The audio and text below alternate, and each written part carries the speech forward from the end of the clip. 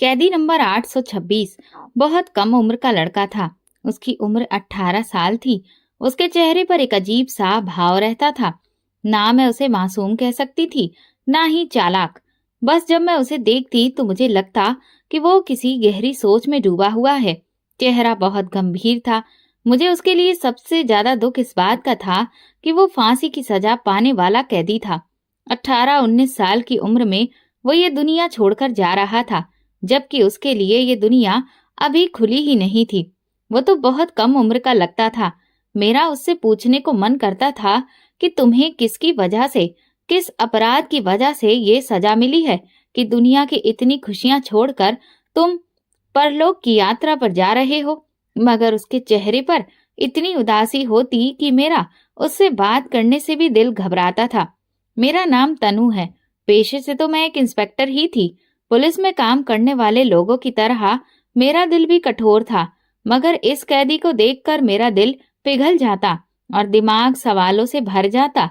मैं उससे बहुत सारी बातें पूछना चाहती थी, मगर जेल के अंदर ऐसा माहौल नहीं होता कि आप किसी कैदी से इस तरह बेझिझक होकर बातचीत कर सकें। आज मुझे आदेश मिला कि कैदी नंबर 826 की 2 दिन के बाद फांसी की सजा है, यानी उसकी सजा का समय आ गया था। उसे उसके परिवार वालों से मिलवाया जाना था। मेरा दिल बुरी तरह से घबरा रहा था। मैं आज पहली बार किसी फांसी की सजा पाने वाले कैदी को उसकी सजा सुनाने जा रही थी। मैंने सोचा था कि मैं इस कैदी से उसकी अंतिम इच्छा जरूर पूछूंगी, क्योंकि मरने से पहले इंसान की अंतिम इच्छा हमेशा पूछी जाती है। ये वो एकमात्र अधिकार है जो फांसी की सजा पाने वाले कैदी को दिया जाता है, चाहे वो अपना पसंदीदा खाना खाना चाहे या किसी प्रिय व्यक्ति से मिलना चाहे। उसकी इच्छा हमेशा पूरी की जाती है। कैदी नंबर 826, जिसका नाम अनुराग था, उससे भी उसकी अंतिम इच्छा पूछी जानी थी, मगर फिलहाल उसके परिवारजन मुझसे मिलने आए थे। बेटा, मुझे पूरा यकीन है कि भगवान तुझे ये सजा नहीं होने देगा। तुझे इस सजा से वो बचा लेगा। मेरा दिल कहता है कि मेरा बेटा निर्दोष है। मुझे उस औरत पर दया आने लगी। माएं भी कैसी बातें करती हैं। फांसी तो उसकी 2 दिन के बाद होनी ही थी। भला उसे कौन रोक सकता था। दरअसल अगला दिन रविवार का था, इसीलिए मुझे आज ही ये आदेश मिला था कि मैं अनुराग को उसके घर वालों से मिलवा दूं, ताकि फिर बाद में सजा पर अमल किया जा सके। मेरा तो विचार था कि अनुराग की अंतिम इच्छा अपने घर वालों से मिलना ही होगी, तो वो उसके बाद कोई और इच्छा नहीं करेगा, बस शांति से मर जाना पसंद करेगा। मगर मैं ये नहीं जानती थी कि उसकी इच्छा उतनी ही अनोखी और अनमोल होगी। खैर, अनुराग को उसके घर वालों से मिलवाने के बाद उसे वापस कोठरी में बंद कर दिया गया। अब उसके पास सिर्फ 48 घंटे बचे थे। मैंने सहानुभूति से उससे पूछा। पहली बार मैंने उससे बात की थी। अनुराग, तुम्हारे मरने से पहले की अंतिम इच्छा तो पूरी हो ही गई होगी। कौन सी अंतिम इच्छा? उसने तीखे लहजे में सवाल किया। यही कि तुम अपने घर वालों से मिल लिए हो। अब तो तुम्हारे दिल में कोई इच्छा बाकी नहीं रही होगी। ऐसा तो नहीं है।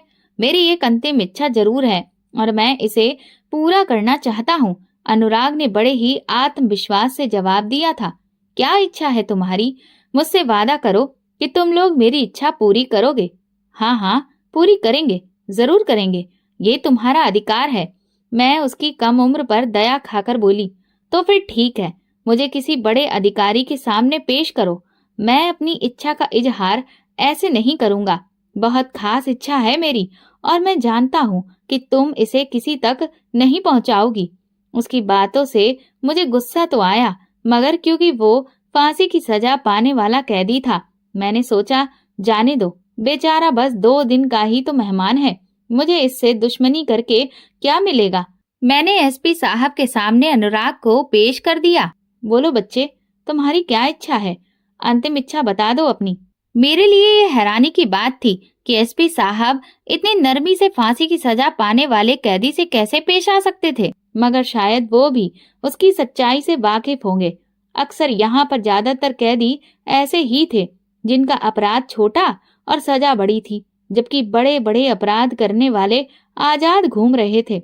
बहरहाल जब उससे उसकी अंतिम इच्छा पूछी गई तो उसने कहा, एसपी साहब, मैं अंतिम बार जीवन में पहली और अंतिम बार शादी करना चाहता हूँ, विवाह करना चाहता हूँ और एक दिन अपनी पत्नी के साथ बिताना चाहता हूँ। उसकी इच्छा सुनकर हमारे तो जैसे मुंह को ताले लग गए।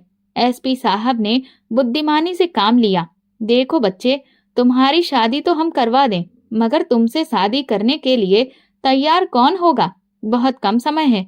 तुम्हारे घर वाले अमीर तो है नहीं, तुम एक गरीब परिवार से ताल्लुक रखते हो।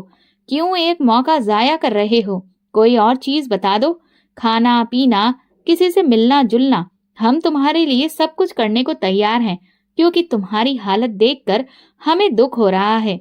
मगर कानून सख्त है और कानून ऐसा ही है, सबके लिए बराबर, चाहे कोई कम उम्र का मासूम हो या ज्यादा उम्र का अपराधी, सबके लिए एक ही सजा है।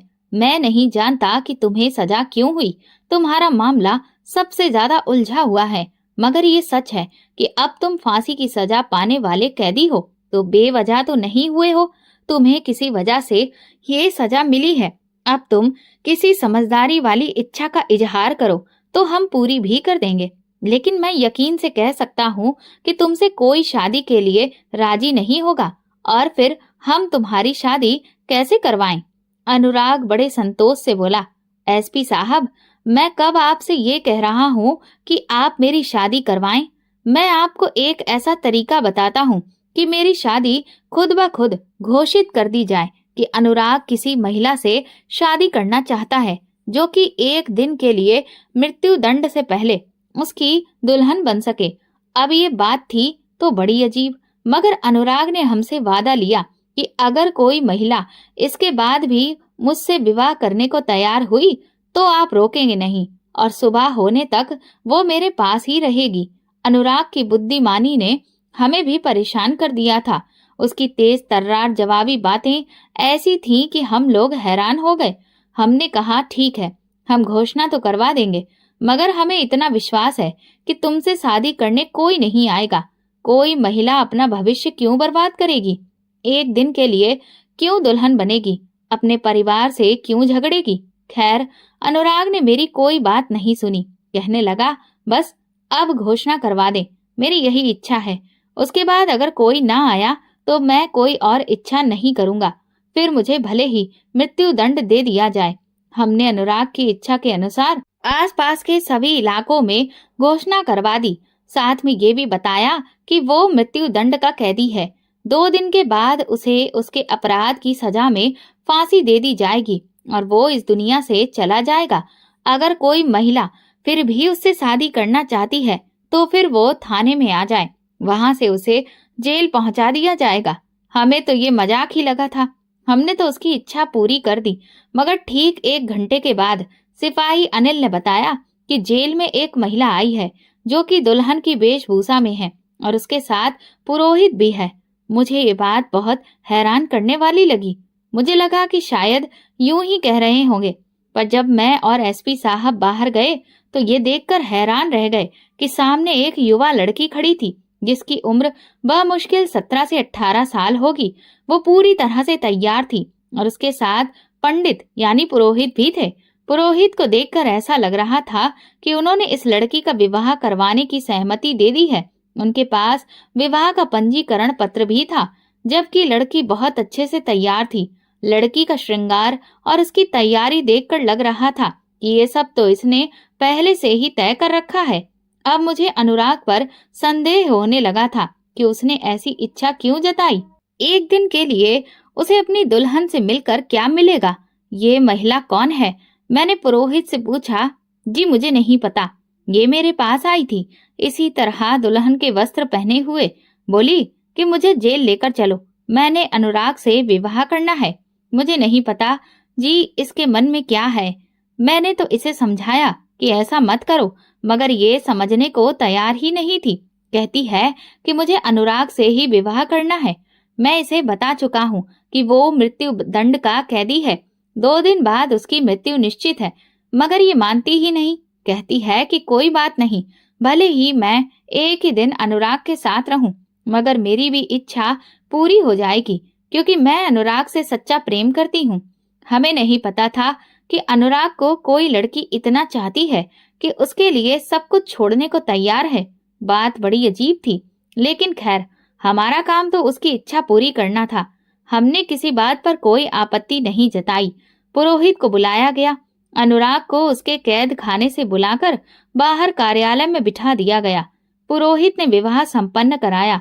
2-4 गवाहों की उपस्थिति में स्वीकृति दी गई। अनुराग ने कहा, अब इच्छा के अनुसार, वादे के अनुसार आप मेरी दुल्हन को मेरे कैद खाने में भेजेंगे। मैं इसके साथ बातें करूंगा। पूरा दिन बस हम अपनी पुरानी यादें ताजा करेंगे, फिर ये चली जाएगी। उसके बाद मुझे आप मृत्यु दंड दे सकते हैं, मुझे कोई दुख नहीं है। मेरा प्रेम पूरा हो जाएगा। अनुराग की बातें सुनकर मेरी आंखों में भी आंसू आ गए थे। सच्चा प्रेम वाकई ऐसा ही होता है, मैंने यही दिल में सोचा था, मगर ये नहीं जानती थी कि इसके पीछे कितनी बड़ी कहानी होगी जो हमारे भी होशो हवास उड़ा देगी। एसपी साहब ने मुस्कुराते हुए मुझे संकेत किया कि तुम इस लड़की को अनुराग के पास कैद खाने में बंद कर दो। वहां तो कुर्सी भी नहीं है, बिस्तर भी नहीं है। मैंने भी यही सोचा था। मैं उस लड़की को कैद खाने में ले गई। वहां तो बमुश्किल 2 लोगों के खड़े होने की जगह थी।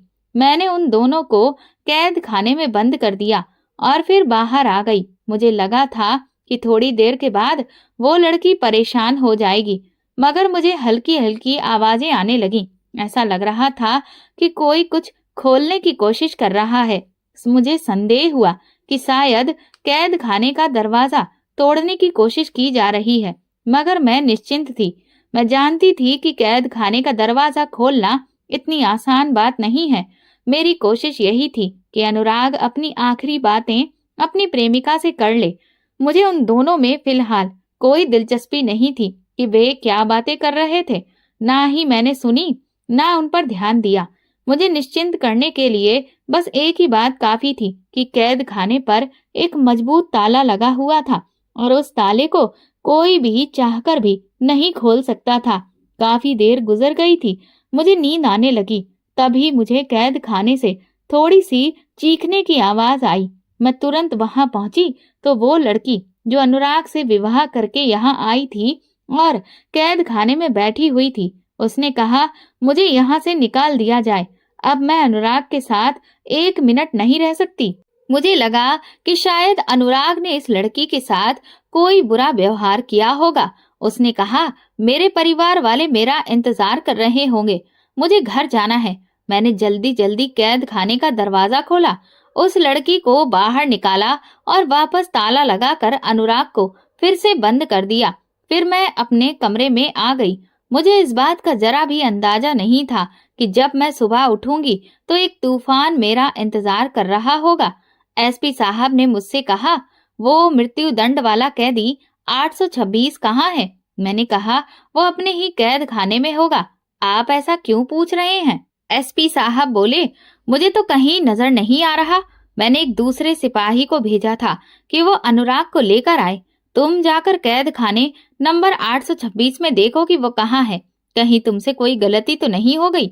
मैंने एसपी साहब को ये तो कह दिया था, मगर मेरा दिल तेजी से धड़क रहा था। मुझे तो सांस ही नहीं आ रही थी।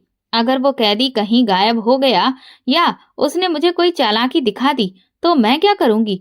खैर, मैं जल्दी जल्दी 826 वाले कैद खाने में गई। वहां तो अंधेरा ही छाया हुआ था। रोजमर्रा की तरह मैंने अनुराग को आवाज दी, मगर कोई जवाब नहीं आया। मैंने टॉर्च जलाकर देखा तो एक कमजोर सा आदमी वहां पड़ा हुआ था। ऐसा लग रहा था कि उसकी मौत सच में हो चुकी है।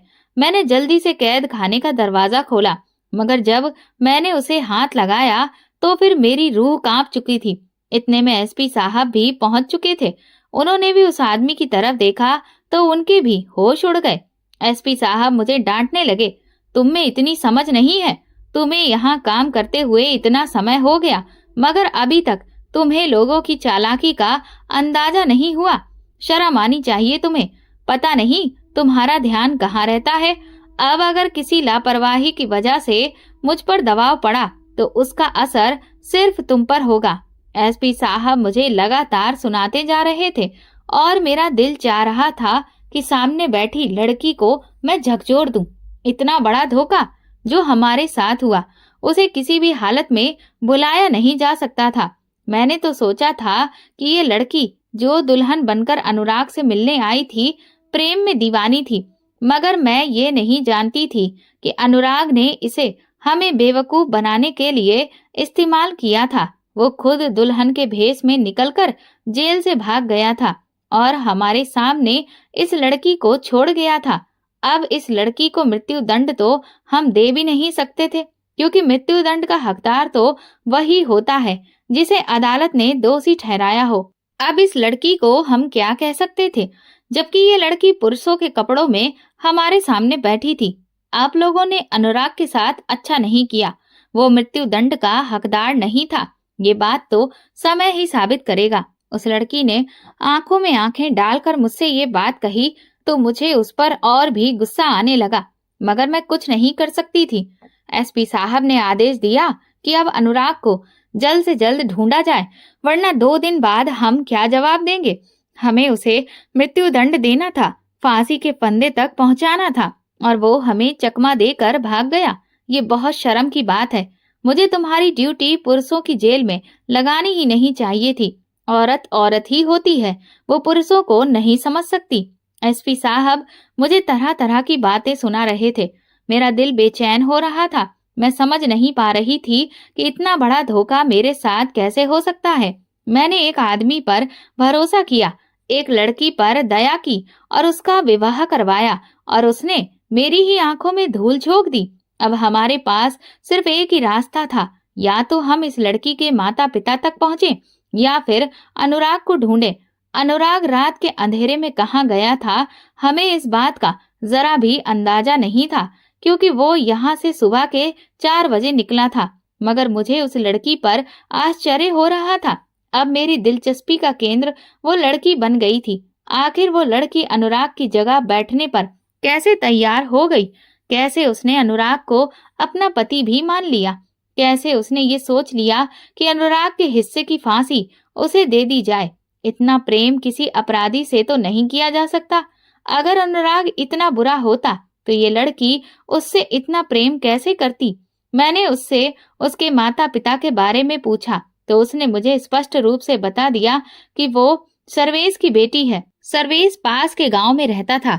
सर्वेश को बुलाकर लाना हमारे लिए कोई मुश्किल काम नहीं था, मगर मैंने सोचा कि जब लड़की मेरे सामने है तो क्यों ना मैं सारी बात इसी से पूछ लूं। तब उसने एक अजीब बात कही।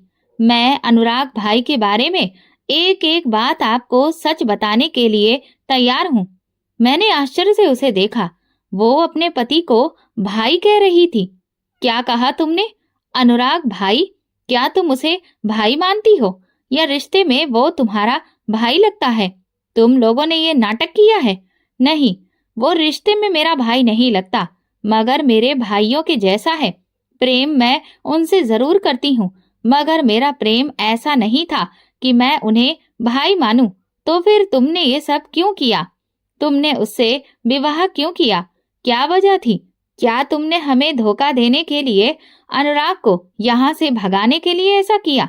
यकीन मानिए, ऐसा बिल्कुल भी नहीं है। वो कल शाम तक वापस आ जाएंगे।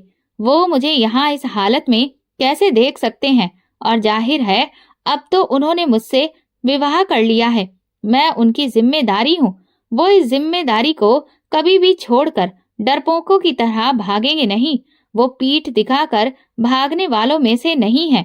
लड़की की बातें सुनकर मैं चौंक गई थी। फिर जो उसने मुझे कहानी सुनाई वो तो मुझे और भी ज्यादा हैरान कर गई। मैं मजबूर हो गई कि मैं अपना निर्णय बदलूं और फिर से इस पूरे मामले पर गहराई से सोचूं। मेरा नाम खुशबू है। मेरी बड़ी बहन की सगाई अनुराग से हो चुकी थी। अनुराग बचपन से ही बहुत साहसी लड़का था। जिंदगी में शायद ही ऐसा कोई समय आया हो जब अनुराग किसी से डरकर भागा हो। वो मेरे पिता की बहन का बेटा था। मेरा फुफेरा भाई होने की वजह से माता पिता मेरे अनुराग पर बहुत विश्वास करते थे। फिर जब उन्होंने मेरी बड़ी बहन की सगाई अनुराग से कर दी तो वो हमारे घर भी आने जाने लगे। मगर गांव का माहौल बड़ा अजीब होता है। एक रात अनुराग भाई मेरी बहन से मिलने के लिए हमारे घर आए। उस दिन मेरे माँ बाप भी घर पर नहीं थे। अनुराग की सगाई हो चुकी थी, तो जाहिर है उनका हमारे साथ एक रिश्ता बन गया था। हम दोनों बहनें ही घर पर थीं, घर में और कोई नहीं था। वो पिछले दरवाजे से आए। मैं समझ गई कि वो दीदी से मिलने के लिए आए हैं। मैं रसोई में चाय बनाने लगी। वो दोनों आपस में बातें कर रहे थे कि दरवाजे पर जोर जोर से दस्तक होने लगी। मैं डर गई। मुझे लगा शायद मेरे माँ बाप आ गए, मगर जब मैंने दरवाजे से बाहर झांका तो वहां 3-4 आदमी खड़े थे। मेरी आंखों में डर की लहर दौड़ गई। मैं सोच भी नहीं सकती थी कि हमारे दरवाजे पर कभी ऐसे लोग आएंगे। मुझे इस बात की तसल्ली थी कि अनुराग भाई हमारे साथ हैं, मगर ये लोग गांव के बदमाश थे। इन्हें देखकर ही मेरा खून सूख गया। इन्होंने कहा, दरवाजा खोल दो वरना हम दरवाजा तोड़ देंगे। मैंने उनसे गुहार लगाई, हम घर में अकेली बहनें हैं, तुम लोग यहाँ से चले जाओ। तब उन्होंने गंदी गालियां देते हुए कहा, हम वापस नहीं जाएंगे। तुम लोग इस गांव में बेशर्मी फैला रहे हो। हमें साफ पता है कि इस घर में और कौन कौन है। हमारे सामने तुम लोगों के घर में एक लड़का आया है। ये शोर सुनकर अनुराग भाई भी बाहर आ गए। उन्होंने घर का दरवाजा खोल दिया और मुझे अंदर जाने को कहा। मैं तो अंदर कमरे में चली गई, मगर अनुराग भाई इन लोगों से भिड़ गए। उनमें से एक ने बहुत ही गंदी बात कह दी, अगर हमें पता होता कि यहाँ पर लड़कियां हैं और इस तरह की लड़कियां हैं तो हम भी आ जाते। हम तो 3-4 हैं, पैसे भी अच्छे देंगे। ये बात सुनकर अनुराग भाई खुद को रोक नहीं सके। इन लोगों ने इतनी गंदी बात कह दी थी कि अनुराग भाई गुस्से से उबल रहे थे। जाहिर है उनकी होने वाली पत्नी के बारे में इतनी भद्दी बात कोई भी आदमी बर्दाश्त नहीं कर सकता। मगर अनुराग भाई ने उस वक्त कुछ भी नहीं कहा, क्योंकि वो एक तो निहत्थे थे और दूसरा समझदारी का तकाजा भी यही था कि हम बहनों के होते हुए उनसे ना लड़ा जाए। उन्होंने उन्हें समझा बुझाकर भेज दिया, मगर अब तो ये रोज का तमाशा बन गया। हमारे घर के बाहर 3-4 बदमाश खड़े रहते थे। मेरे माँ बाप जैसे ही इधर उधर होते, ये लोग हमें परेशान करने लगते। एक दिन ऐसी ही एक घटना घटी जिसने हमारी जिंदगी को हमेशा के लिए बदल दिया। मेरी बहन अपने कमरे में सो रही थी कि खिड़की तोड़कर एक बदमाश कमरे में घुस आया। उसी वक्त अनुराग भाई भी घर में दाखिल हुए। उन्होंने उस आदमी को अंदर आते हुए देख लिया था। उनसे बर्दाश्त नहीं हुआ। बस फिर एक ऐसी लड़ाई हुई जिसने ना सिर्फ मेरी बहन की जान ले ली, बल्कि अनुराग भाई के हाथों एक ऐसा अपराध हो गया जिसकी सजा उन्हें मौत की सूरत में मिली। अगर हम लोग अमीर होते, हमारे पास कोई ताकत होती, तो यकीनन ऐसा नहीं होता, क्योंकि किसी के घर पर हमला करके उसकी इज्जत पर हमला करने के जवाब में कोई भी गोली नहीं चलाएगा। अनुराग भाई ने जो भी किया वो सम्मान के लिए किया और उन पर किसी भी तरह का मुकदमा बनता भी नहीं था। मगर गांव के लोग ताकतवर थे। उन्होंने अनुराग भाई के लिए जिंदगी नर्क बना दी। पहले वो 6 महीने इधर उधर छिपते रहे और हमें हमारे ना किए अपराध की सजा देने की कोशिश की गई। अनुराग भाई की माँ ने उनसे मुलाकात के दौरान उन्हें ये योजना समझा दी थी। मेरी माँ ने उन्हें कसम देकर कहा था, मैं अपनी दूसरी बेटी भी तुम पर कुर्बान कर दूंगी, मगर तुमको सजा नहीं होने दूंगी। हमारे परिवार को जितनी तुम्हारी जरूरत है उतनी और किसी की नहीं है। मैं मर भी जाऊं तो किसी को कोई फर्क नहीं पड़ेगा। ये कहकर वो लड़की रोने लगी। मुझे समझ में नहीं आया कि अब इस केस का क्या होगा, लेकिन बस भगवान की मदद से इन लोगों की भी किसी बड़े व्यक्ति तक पहुंच थी। अनुराग उसी व्यक्ति से मिलने के लिए शहर गया था। रातों रात जाकर उसने अपना केस उस आदमी के सामने रखा। वो एक बड़ा ही नामी वकील था। कई बार एक अच्छे वकील से जान पहचान होना भी इंसान को पुलिस और जेल से बचा सकता है। हालांकि ये मामला काफी आगे जा चुका था, मगर वकील साहब की धमकियों और उनके संपर्कों ने एसपी साहब को भी समझा दिया कि मौत की सजा ना ही अनुराग के लिए बनती थी और ना ही अनुराग की तरफ से कोई अपील दी गई थी, ना उसे अपनी सफाई का मौका दिया गया था।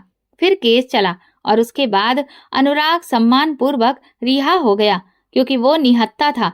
उसके पास तो कोई हथियार भी नहीं था, ना उसके नाम पर कोई बंदूक थी। भगवान ने शायद उनकी सच्चाई और भलाई की लाज रखी, वरना इतने बड़े केस से मैंने कभी किसी को रिहा होते नहीं देखा था।